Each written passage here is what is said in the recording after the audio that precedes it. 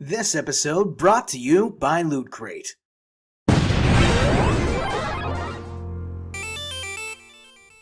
I'm sitting in a dark room. You know what that means. It's time for another 100% honest video. Do I really have to be the one that does this? Yes, Mark, our consumers seem to react well to you, so go ahead and talk on our behalf. Okay. Hello, I'm Mark Rosewater, lead designer for Magic the Gathering here at Wizards of the Coast. I don't actually have a lot to say when it comes to how to run the business, but the higher-ups love to have a PR puppet whenever something needs to be said, so I guess that's me today. So instead of talking about Pokemon or Dungeons & Dragons or anything else Wizards of the Coast is doing right now, I'll be talking exclusively about something I know a lot about, Magic. So Wizards of the Coast only cares about new players when it comes to Magic the Gathering. So if you've never heard of Magic before, it's just like baseball cards or other collectible card games, except you play a game of wizards and sorcerers with it. So instead of opening cards like Mickey Mantle or Sammy Sosa, you get cards that throw fireballs or shoot lightning bolts at bears and zombies. We make 4 standard sets a year featuring brand new cards that anyone can play with or take to a local tournament. Now, Magic has been around for over 20 years, so we have a lot of new and old players that love this game. The thing is, since we're constantly designing new cards for the game, our focus is almost entirely on appeasing new players.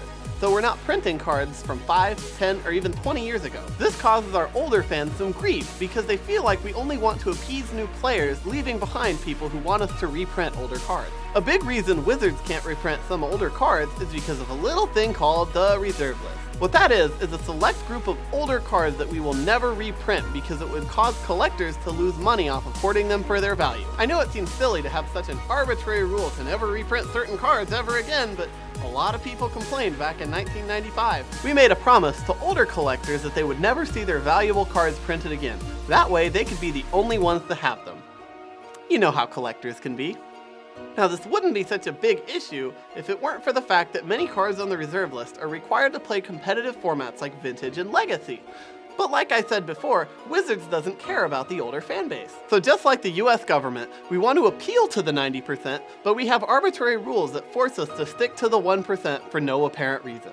Which brings me to the biggest reason this game keeps getting bigger and bigger, the Magic Pro Tour. The Pro Tour is by far our most effective marketing strategy.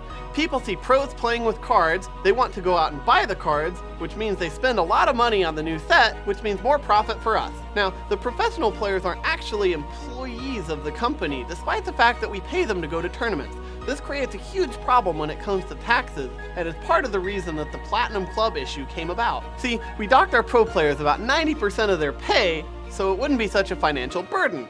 This caused many of them to threaten to quit, or go play Hearthstone instead. Now, we couldn't lose our biggest marketing ploy, so we decided to keep the pro wages where they were at for the next year.